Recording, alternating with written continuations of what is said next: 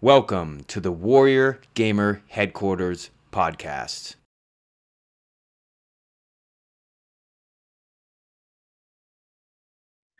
Hi, I'm Jamil Higley, and I'm the face of Alyx Vance. I had the honor of 20 plus years ago of working with Valve. And the fun part of that story is that it didn't end there. Here we are today in 2023, and I am an emotional intelligence coach. And I caught wind about a year and a half ago, because I'm not a gamer. I caught wind of the fact that Alyx was still well known and popular, and that Valve's flagship VR game was based on Alyx. And I had this light bulb moment of like, wait a second, this character is the embodiment of emotional intelligence, and I'm an emotional intelligence, EI for short, EI coach. And I'm most passionate about working with young men and young adults. And it was just this merging of my past and my present and my passions. And it just so happened that this character was fabulous. She's a wonderful role model. And really, if you think about it, an NPC, at least for Alyx, she is a coach in the game. She's with the player, guiding them, supporting them, encouraging them.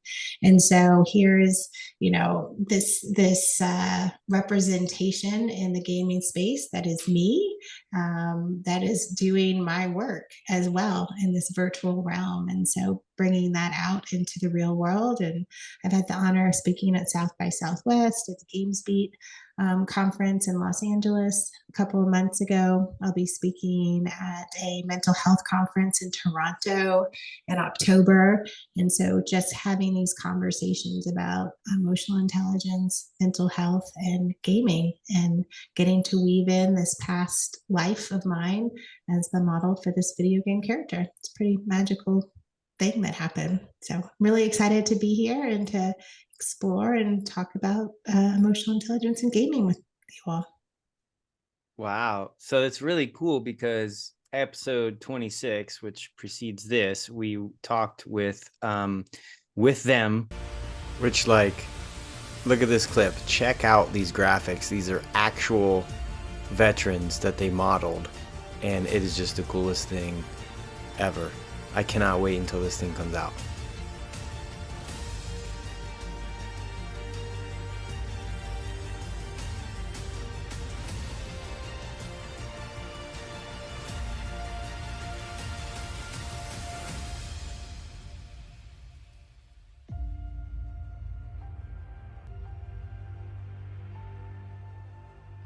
And they're making all of the characters out of real people. Okay, with them front lines, which is really cool because you started it, right? Started the whole modeling off of real people thing, and that gave you your trajectory, right? It did. I mean, I can't really take credit for that. I mean, that was Valve's choice. And many of the characters were actually in-house. They were either people who worked at Valve or family members of Valve, the Valve team.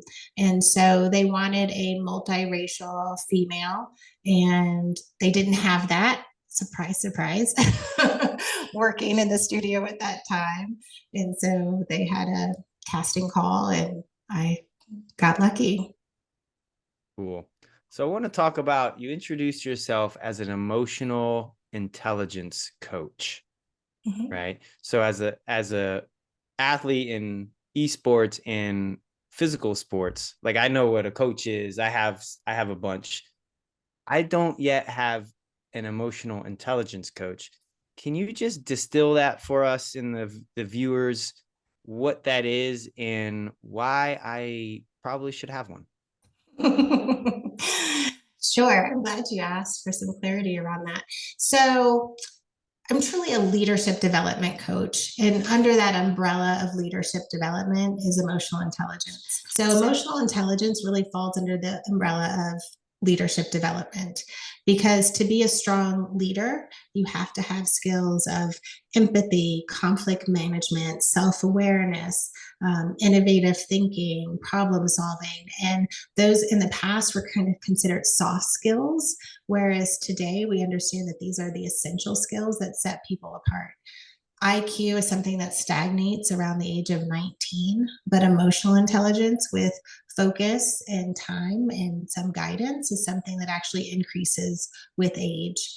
And the Doerr Institute at Rice University, where I am currently a coach, began because John Doerr saw that he had a plethora of people that were coming through his office and interviewing for these tech positions who were really book smart, but lacked some of the skills to really come together as a team and solve problems and be innovative. And so he posed the question of what becomes possible when we start equipping young adults with C-suite skills, what we normally would reserve for people who are at the tail end of their career, right? If we started giving them the support on the front end and their influence is, tenfold, 100-fold, if they're equipped at 22 or 23 with these skills versus just starting to look at them in their late 40s, early 50s when their career is starting to come to an end. And so that's where my kind of learning began around emotional intelligence and the importance of it. Oh, this is interesting. Oh no, Ken is muted.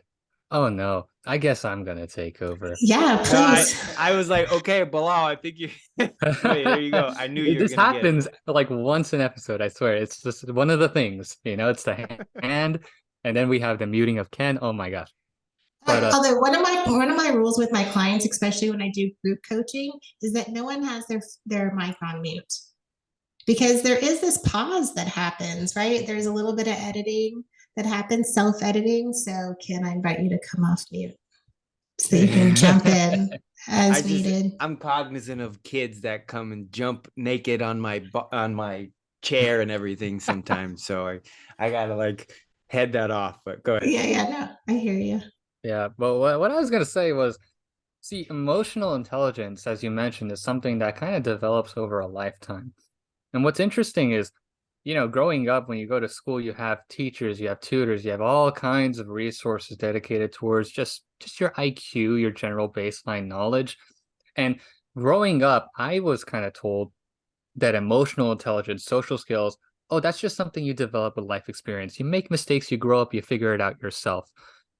So that's how most people, especially the people I grew up around, that's how they learned emotional intelligence. So when I hear about emotional intelligence, it's like, okay, well, why would I need that if I'm just going to learn it throughout life? Mm. Well, I think that with anything, intention makes a huge difference. So you're right. You don't need a coach, right? Just like I don't necessarily need a trainer at the gym. I can go and lift weights on my own. But when you have someone that's working with you, your trajectory is so much different. And that accountability is a huge part of the work that I do. And I would also say that when I work with these young adults at Rice, which is a very competitive school, sometimes it's the first time anyone has paused and said, what do you value? What do you want? What's important to you? And so I create a safe space for them to be introspective and to be reflective and then to look for opportunities for growth. So first thing we do is there's an assessment. We look at their 3 strengths and then 3 opportunities for growth, and understanding where their strengths came from, knowing their strengths are always going to serve them. But instead of seeing opportunities for growth as weaknesses or places that they're inadequate in some way, to me, it's exciting when someone has low scores in certain areas, because it's like, let's pour some energy into this. And it's not starting from zero. It's taking what they're good at and channeling that energy into where there's some opportunities.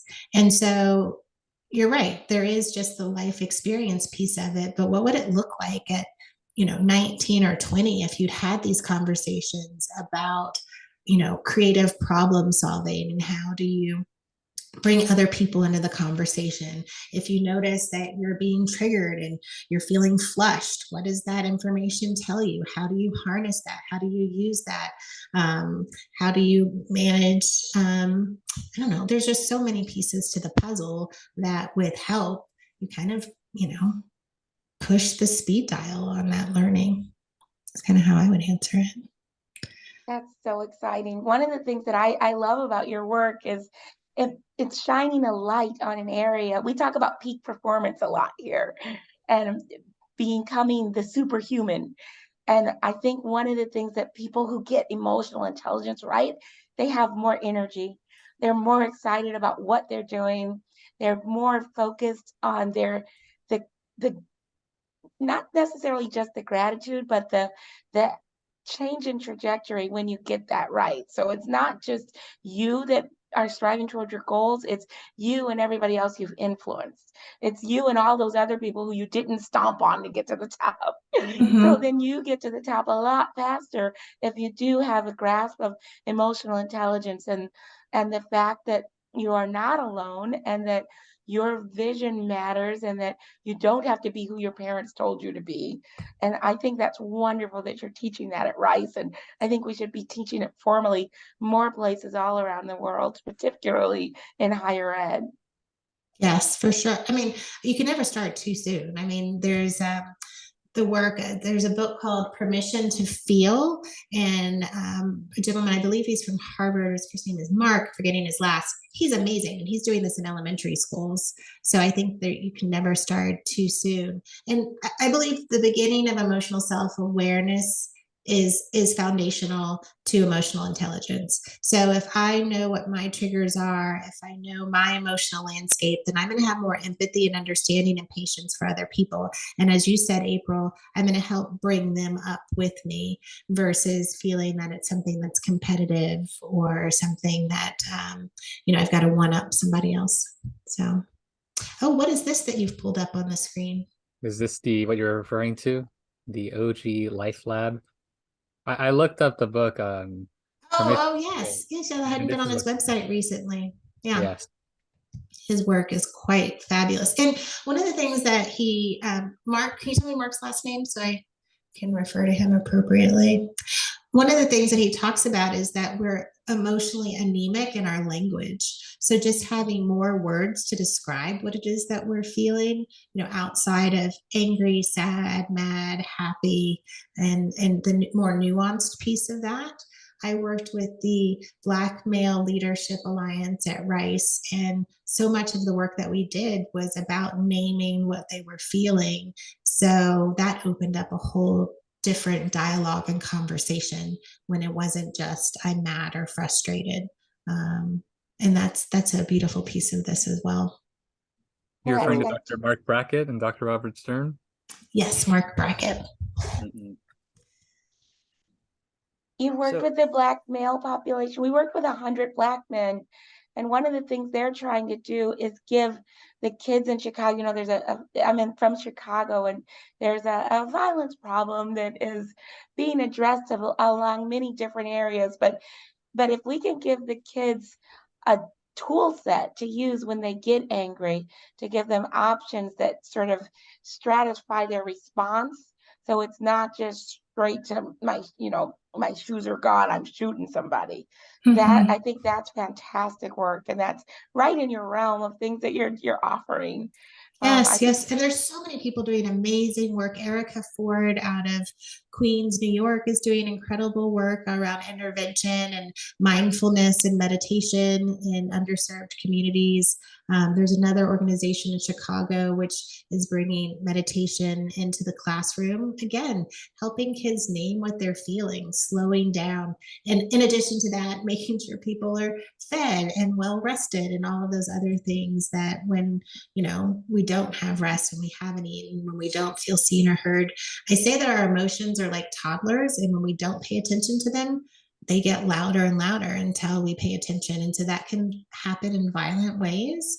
And by giving people vocabulary and words and outlet and slowing down and listening, then I think that that's when we can really make a difference.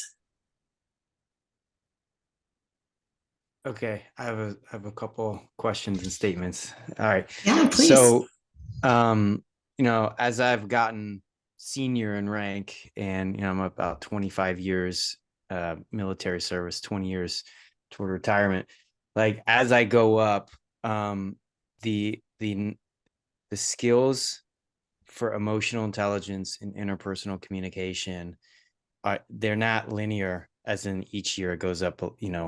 I mean, it is exponential. It's a curve that's very high, and I can't tell you how much I value people's emotional states. And like people come to me. I mean, it just happened today. One of my subordinates came to me and just kind of like emptied out some emotional stuff. And I was like, hey, you can talk to me. You can talk to me for anything. I'll take this hat off. I mean, even if it's about me or whoever, do you feel that it is absolutely necessary for not just the chief executive officers and stuff like that, but folks at every level to develop a mastery of interpersonal communication?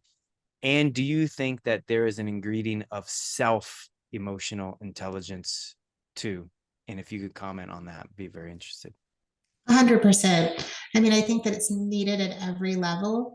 And again, that begins with your own emotional self-awareness. And most of us aren't slowing down or don't give ourselves permission to even be present to what we're feeling, let alone giving someone else permission to share. So I commend you for creating a safe space for someone to come in and do that and know that they're heard.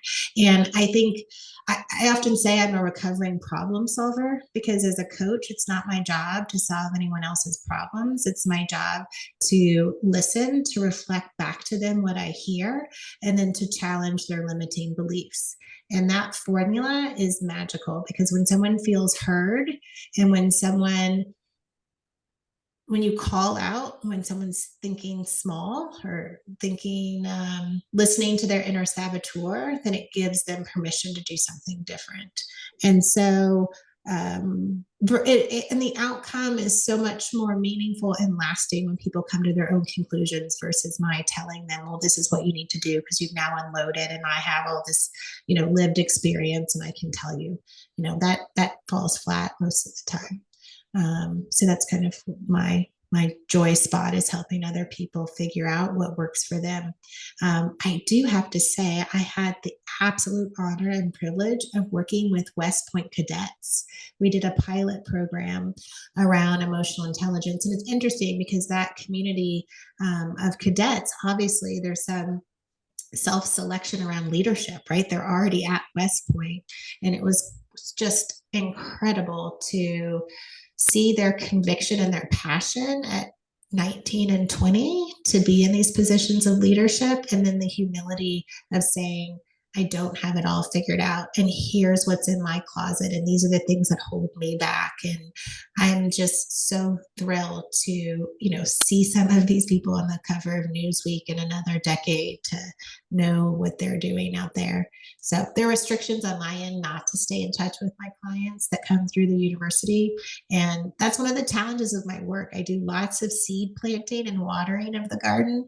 And then I kind of have to let go and trust that it's going to grow, and they'll do their own weeding and watering going forward. But it was really an honor to see into that world. And I also felt like I might have missed my calling. I was like, oh man, if I had thought to apply to West Point, it's a pretty phenomenal place. Awesome. Did that answer your question? Yeah, it did. And West Point is one of the more famous of those schools, and we have a bunch. So I'm glad that you're able to go to any of them and all of them right now, and that you're in that university atmosphere with a lot of these high performers, because April and I have talked about this a lot, about the pressure that younger folks are going through is just absolutely soul crushing right now with, Instagram and all the social media influencers, and how it's just not reality, and all these kids are trying to be all these influencers, and, there's only one or two or three, and there's, 3 million kids. And so they're under a lot of pressure, and the more emotional intelligence they can get, I think the more they understand what is in and out of their control. And that's a big thing with my kids, is I allow them and promote them to fail, because then they know what is in and out of their control.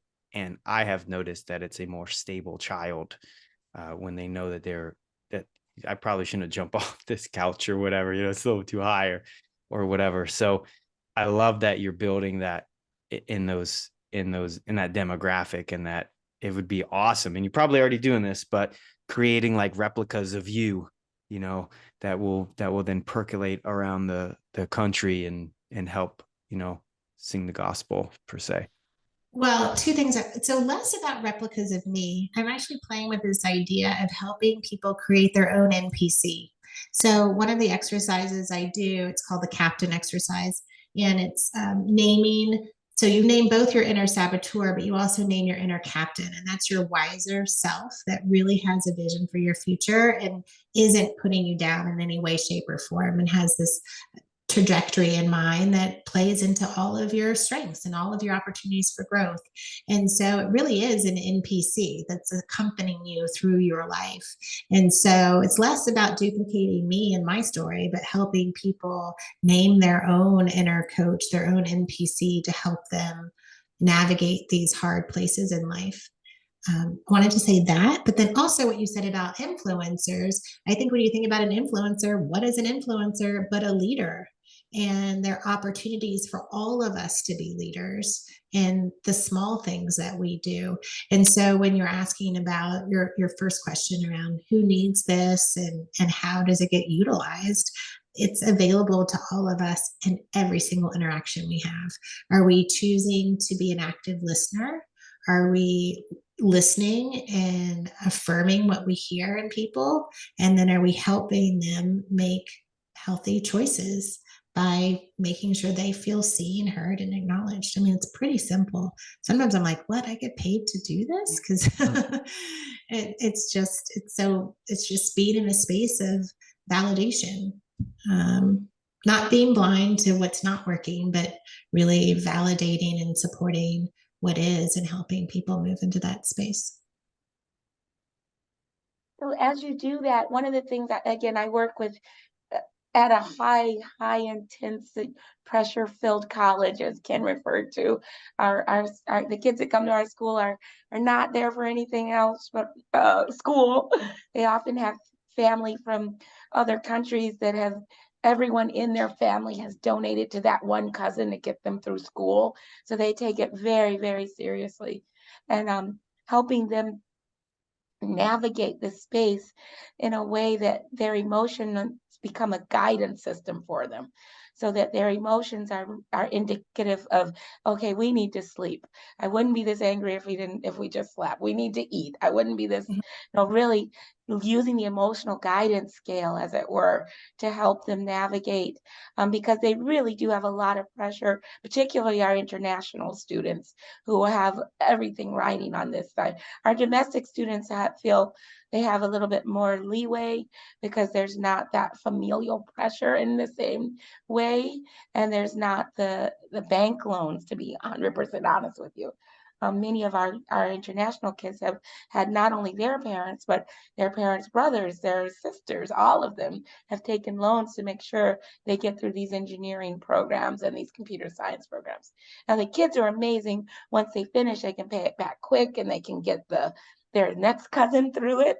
And I love that sense of camaraderie. But how would you address those kids who are under what they call real pressure, and they look at you funny when you say, oh, let's meditate for a while, let's relax, and they're like, Right. I'm not relaxing. Yeah, no, I hear you. I've worked with international students, first generation college students. My husband and I have run a nonprofit for inner city kids in Houston for almost 20 years now, where many of them are the first of their family to go to college. So I'm definitely familiar with that. I will say Rice does a really good job at helping us have healthy boundaries and to help kids to the extent that a coach can help. And then there's the support that you need of a mental health professional, because some of those pressures are real. All of them are real. And so you're right that there's a time and a place for meditation, and there's a time and a place to say, I'm at my wit's end. This is overwhelming. And again, part of my job as a coach is to give space for that conversation and to help them realize your emotions have really valuable information.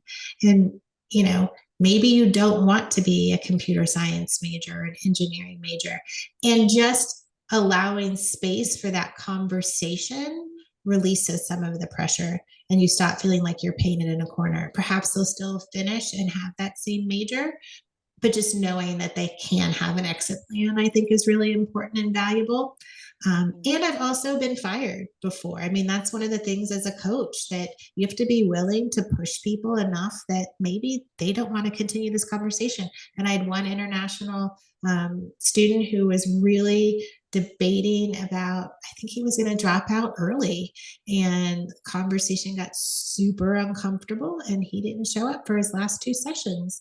And I just have to trust that this is a process and he's going to work through it. But yeah, it's not easy. There's not a one answer that will fit everyone. Again, I think creating a safe space to vent, to talk about those pressures, and then to say, what is the solution? Because 9.5 times out of 10, kids know what they need to do. They know they need more sleep, or they know really music is their calling and they need to honor that, or they need to find a way to honor that even if they stay on that same trajectory. People have their own answers.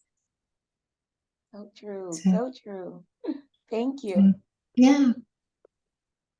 All right. So I'm interested to know sort of your carry homes. So like in where I coach, right, and where I'm coached, is we talk a lot about like the things, the habits and the activities that could derail our plans for the future, right? Mhm. I can't tell you like how much is spent on just going, hey, you know, I do this thing, and if I keep doing this thing, right, these cookies, pastries at the airport, or you know, whatever it is, as silly as it could be, but we talk a lot about like impulse control is huge in athletics. Huge, right? It's huge in college, right? I would say that's a place where a lot of people need to focus their energy, myself included. Yeah, and what's interesting, like I know a lot of very high performers, world class, top goats. I know several goats, and it is like they've mastered the art of impulse control, and it just seems like that one ingredient is necessary for anyone who is moving up and wants to make an impact on the world. And so I'm interested in like, at your level, what you've seen that's sort of like that ingredient that just makes this person like, that person is emotionally just like an incredible human. I just want to hug them all day long, right? That ingredient. And then what is like you're kind of like, hey, I can't be with you 24 hours a day, but here's some necessary ingredients that you need to have high emotional intelligence and not to slip back into low emotional intelligence. If you could share that with us, that'd be great. Yeah, I would say, you know, I'm with young adults, which I love. I personally, how do I say this politely? Anyone who's over the age of 30, I found, is usually defending their way of being in the world. And so I find that young people are more willing to try out something different, and the challenge doesn't feel like it's putting a question on their value or their past choices. Instead, they like just have so much curiosity. So I want to hug them all. I feel like no one's fully baked. I don't know that any of us are ever fully done. I remember when I did my coach training program, you know, we're in a big circle and each person is going around and sharing what they've learned and giving appreciation. And then you're supposed to say, I am complete. And I could not bring myself to say, I am complete, because I don't think any of us ever are. So I think the people that I really value, and I value all my clients, but the ones that I want, as you said, want to hug, are the ones that just stay curious and humble and want to learn and want to do it because they have a vision of their ability to be a change maker. So that's what excites me, is working with those people and being with them in their aha moments. That being said, I think that having that vision of your impact and then asking yourself the question, I kind of talk about like, these are the questions to put in your back pocket. Like, what's at stake if I don't speak up, if I don't do this thing, if I do have that other cookie or whatever it is, right? So what's at stake if I do, and what's at stake if I don't? And I actually do a lot of visualization with my clients too. So once we realize what their strengths are and their opportunities for growth, we look at what's held them back. And then we talk about if you stay in this mindset that currently is your operating manual, what does that look like 5 years from now? And there isn't a single person that I've done that exercise with that has said, oh yeah, I want to just keep up with the status quo of how I've been doing things. Because once they see what's at stake and they say, oh yeah, my personal relationships are going to suffer, my career is going to suffer, my relationship with my parents. And then that's part of that kind of fuel to the fire of the why and why I'm going to stay on track. And so being that accountability partner, I also have my clients, they have my phone number, they can text me at any time, and just to offer those moments where they need encouragement. But then I also will say to them, don't just text me when things are hard, text me when you have a win, because what you want to do is you want to create those endorphins, that dopamine hit of, kind of the gamification. So I might say, how many times over this course of a week can you raise your hand in class? And so we'll put a number to that. And so it's just taking that risk and then having that lived experience of, well, I was afraid because I had imposter syndrome. I didn't want to speak up. I didn't want to look like an asshole, excuse my language.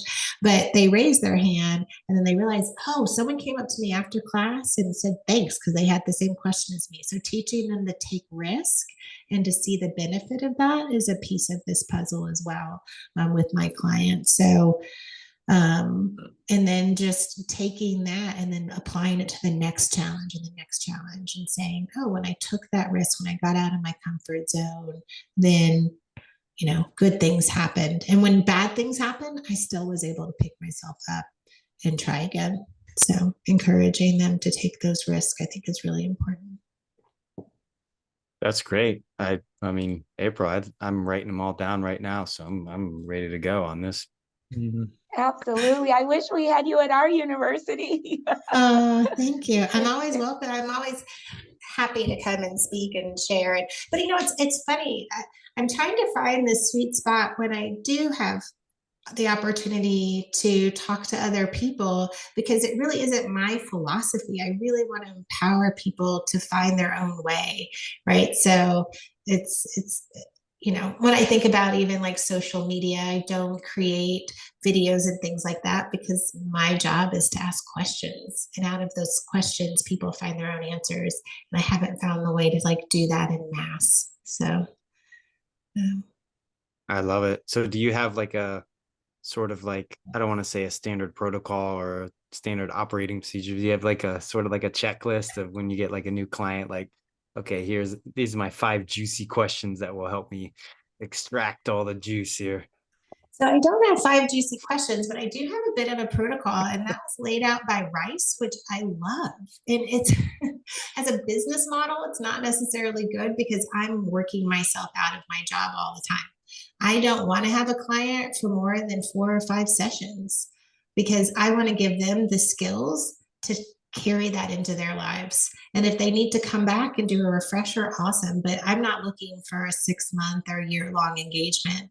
I really want to set you up for success and lived experience in the real world, versus this dependence on me to figure things out. So it's 4 to 5 sessions. First session is an hour and a half, and that's when we do a deep dive.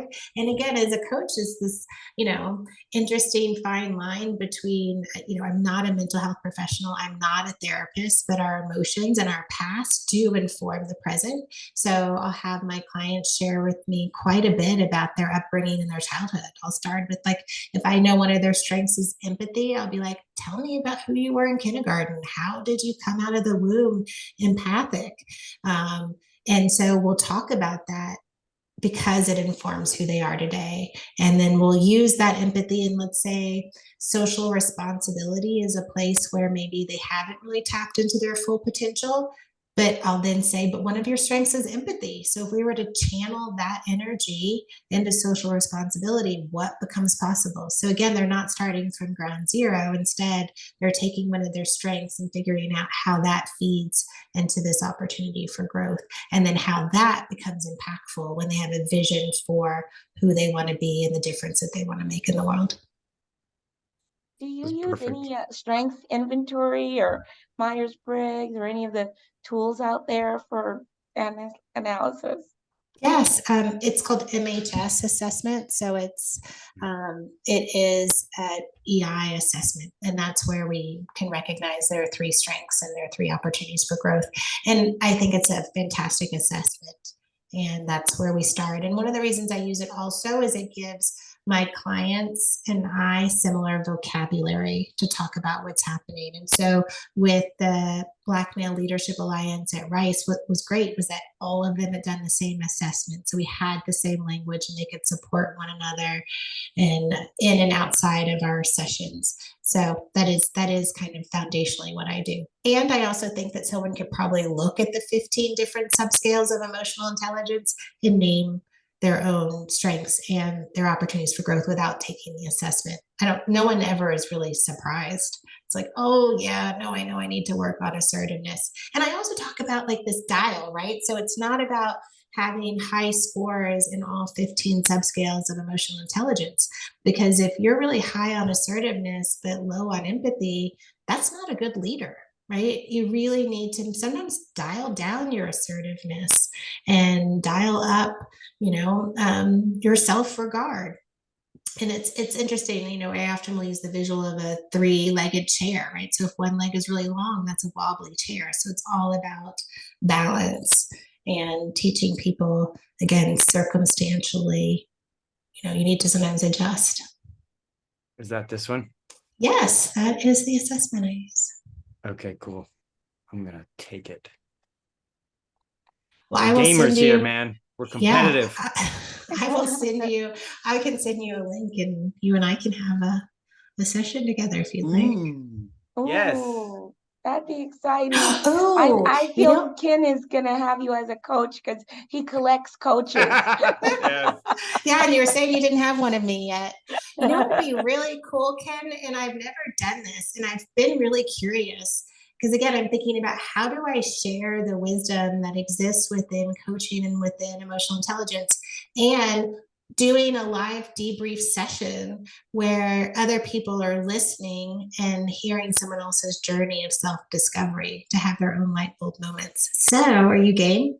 I am 100% game. And I think would be great is we'll do a session, we'll record it, we'll release it as a teaser, and then we'll do give people 2-3 weeks notice that we're going to do a live one and do like a Zoom or whatever it is and get everybody in there. I think that would be great. Yeah. Although you do fall into that over 30 category, I think. Well, I mean, I'll tell you what, I'll wear a hat and I'll look a lot younger. So, and I'll put it back. As long as you have a growth mindset and a willingness to, try something different. And if you don't mind, Mike, and if you don't, I'm willing to be fired. I'll definitely push back if I feel like see your defenses coming up. Yeah, one of the 100%. things I was excited about is really the last people we talked to have a fantastic game, and they digitized Ken in a heartbeat and made him a character with an American flag and I love it. ripped could be. Ooh, wouldn't it be fun if I was about to say, is this what you're going to say? Alyx and Ken could meet in the virtual world. Yes, that's exactly what I was going to say. You could meet in their game. And then we could have AI learn about the questions you ask and the angle and the way you ask them, and we could train the AI to interview other soldiers who are in that game and really keep the conversation flowing and going. I would love that. I mean, originally I thought about, because I'm not a gamer, and I mean, actually, I should stop saying that because I am, right? I do handheld games on my iPhone all the time, so that qualifies. I am a gamer. But I thought it would be so fun to be on Twitch and learning how to play Half-Life with someone who is a well-known gamer and coaching them at the same time as they coach me. And so I think that there is so much opportunity in this space. But April, I appreciate you bringing up AI, because when I was at the GamesBeat conference in Los Angeles, one of the things I learned about is how scripts are written and how scenarios are created in the game space. And so in the past, before AI, a game developer might script 12 to 15 different interactions with an NPC. And now with AI, as I understand it, and again, correct me because I'm a newbie in all of this, but now you would just input some data points around who the character is, and then AI generates hundreds of interactions. And so what I want to see happen is studios sign a pledge that we're going to make sure that every character, every NPC has and models at least 5 out of these 15 emotional intelligence traits, because there is this learning that happens in observing characters, their conversations, and how they interact. To me, it's like this no-brainer. It seems so simple and so necessary to bring that human quality into character development. And so just a plug that I'm looking for that partnership out there, because that's where I think it's at. I do too. There's no place like the gaming world that has automatic free interaction with real humans. All those chats are lit up. All of the people fail to see how much communication happens daily in games, particularly games that people play with each other. And if we could be training our AI in real worlds like that, I know people say it's not real, but it's as real as any other world. Yeah, Those for sure. conversations are quite real. And I think that's where the 10,000 first hours? sentient beings are going to come out of the gaming world. It's Yeah. going to be like that Star Trek episode where the hologram went live and like, took over the ship. Yeah. Yeah. And I mean, what is it? 10,000 hours before someone's 20 is spent in the gaming space. So even if we just took 10% of those hours and made sure that it was, of value, I think that would be amazing. And the trajectory and that influence is huge. Yeah. You got me going here. I'm like, this is my untapped market. It could be. We could set up your shop in game, so people had to find a secret map to find you. I love it. You could be a muse on a mountain somewhere. We'll have Ken climbing up the mountain to come talk to you. And you have your own answers within. I love it. Yeah, very Jedi-ish, but yeah, for sure. So, when we talked to Sam from Level X, yeah, that's still one of the coolest things I've ever seen. But he has this really interesting medical game where you can do surgery and they certify people like at major universities. And I was talking to him about the emotional training, PTS training, and there's not many people doing it right. And with the large language models, which I think you're referring to with training AI and conversation and databases and stuff, there is a big demand for like interactive training for handling people with psychological disorders, psychiatric disorders, mental disorders that are uncharacterized, emotional disorders, and even spiritual stuff. You got to give it to organized spiritual organizations that they've actually brought in some of the major holy books to where you can actually like speak with a virtual person and learn about the holy book. It looks like it's like you're talking to a preacher or whoever your clergy is. It's very, very interesting stuff, but there is a big demand for to virtualize like you to where I could talk to you and you build the model on a lot of the responses based upon all you have to do is just, if you wrote articles, you just ingest the articles and it will know how to respond to certain people because it has those basic language models broken out. It's very interesting stuff, but you're right on the head of that nail. Well, they're both real worlds, but in the physical world, I was coaching residents at University of Texas Medical School, and that was fascinating too, because medical students, again, are intellectually trained to know how to fix a problem, right?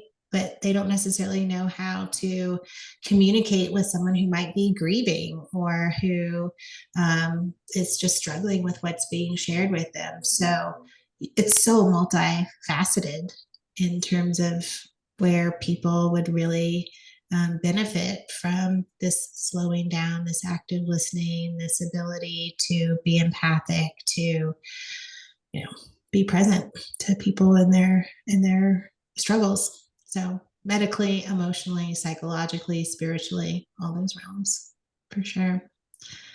So yeah, Bilal is our example there, and we talked about this in May. Bilal, you may remember, about medical students and graduated medical professionals, and sometimes patient will come in and it's just talk about a symptom. They'll diagnose a symptom, prescribe something, and like I think you mentioned something like 80 or 90% of doctors' visits are psychosomatic, and the doctor's not even asking about any of these things. No emotional questions, and very interesting stuff, right? You remember that, Bilal?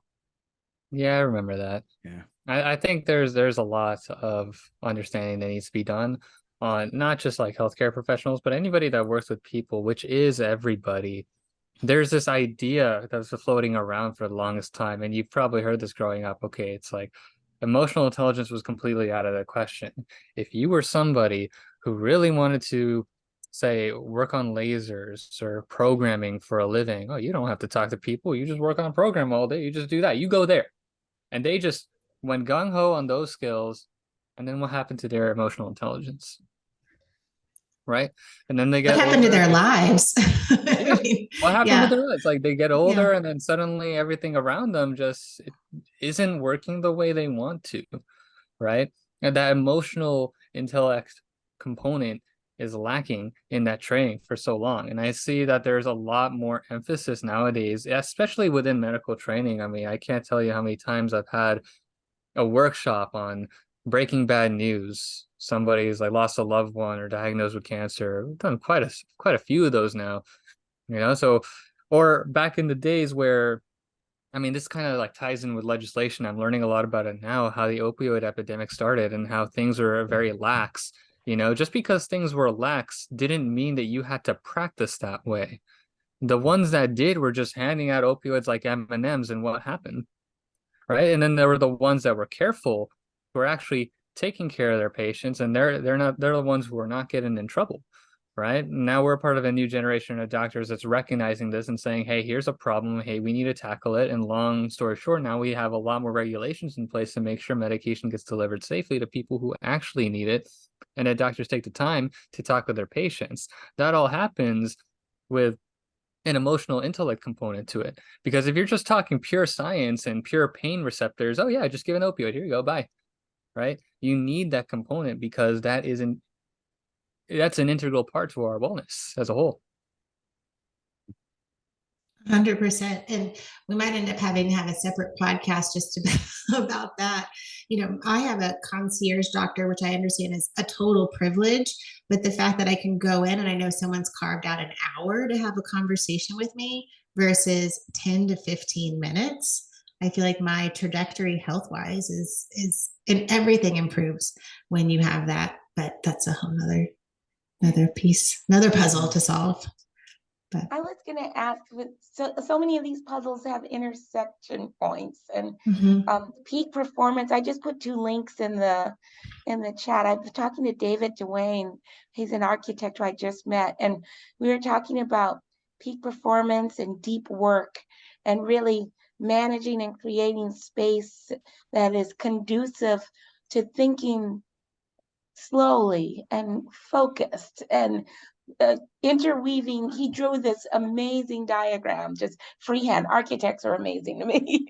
But it looked like a double helix with peak of play, peak of rest, peak of play with peak of rest, and time down the middle. And I found that fascinating. He said he's got a chapter in the book, Deep Work. And hopefully I'll be able to work with him to design a space for our students. I'm wondering, are there other disciplines that intersect nicely with the EI work that you're doing, that you're working with over there at Rice? There are plenty of disciplines that overlap. I just stay strictly in my lane, and I'm so curious to look at that visual. I'm a visual learner. I think that that's so important. I remember I was speaking at the American Association of Swim Coaches, And I'd walk them through a meditation that would be easy for them to replicate with their swimmers. And someone stood up afterward and said, but if I start talking to my team about their feelings, it's like opening up a can of worms. And I said, it's not a can of worms. I was like, it is, oh, I said, it's a bag of butterflies. It just like popped in my head that it's something beautiful. And it depends how we approach it. And if we're like, oh, looking at your watch, I don't have time for this. This is going to be overwhelming. This is outside of my scope of work or whatever. Then I think everyone is shortchanged when we come at it from a fear-based place. So I'm not really answering your question about modalities, but when you talked about visuals, I think if we see this is an opportunity that's for something that's beautiful versus something that's like messy and squishy, then I think that there's a lot there. But yeah, there are people who are doing incredible work around emotional intelligence, and I think that we all learn in different ways. And so, you can hear the same thing from 5 different individuals, and one person's perspective is what clicks with you. And so I think that that's great. I don't think you can have too many people talking about this or too many people looking at the intersections, because they're there and there's something different for everyone. Well, and that's stated as someone with very high emotional intelligence. That's perfect example there. So thank you. We are up against our timeline here, and it goes quick every time, right, guys? And we're like, absolutely. Oh man, it's already been like an hour or whatever. I mean, we're on, I don't know, we're on like an hour and a half one time. We just had to roll. But I appreciate it very much, your time and energy, and you're very passionate. It's awesome that we keep attracting these amazing people, right, team? Absolutely. Thank you. Thank you. Thanks for creating a space for these conversations. And, I just want to put it out there that people can reach out to me. When I did my first podcast, it was specific to Alyx, Vance, and I threw out like, let me know what Alyx meant to you. And the amount of responses that I got really is what fueled my passion to serve this community, because people said she was a role model, that she embodied all of these skills that helped them get through hard times. And I was floored. I was like, seriously? She's had an impact, that someone's writing to me at 30 about what they experienced at 15 playing this game, and to know that she's had that impact really, again, is what puts the wind in my sails to say there is something here. And again, less about me and more about, what's possible for people when they have those examples, when they have those role models, and then a step up from that when they then have the conversations that are necessary to unleash their full potential. And that's what I'm excited about. So thank you for giving me a platform to have this conversation with you all, and wanted to continue for sure. Of course. And I think that last statement was very important for people. I know we sometimes on shows, we say we drop the nugget, and that's a big nugget, because when you're emotionally free and a lot of those burdens are lifted emotionally off of you, then your mind, body, and spirit can operate at much higher levels, in much clearer levels. And so many times people are focused on like their physical activities and everything, especially if they're an athlete, but everything boils down to your emotional state and how you view yourself in the world. And I think what you just said is so crucial, should be probably the number one focus area of everybody, should be their emotional intelligence. And I appreciate that. Yeah, thanks. Absolutely. All right. And you interact in game in ways that you don't in the real world. So the persona you created in game will live on forever and will keep influencing. And I hope you consider adding another persona to the game Kinsin now. Thank you. And April, you keep saying things, and I know we need to wrap up, but I just want to add on to what you said too, because I think for gamers, that's the bridge that I want to help them create, that confidence that they have in the game space. I want them to carry that into the real world, right? I want them to be that strong and that confident, and that to me is vital. I think that that's part of what's missing. That's So- so fun. I know we're going to wrap up, Kim, but that's what I'm studying.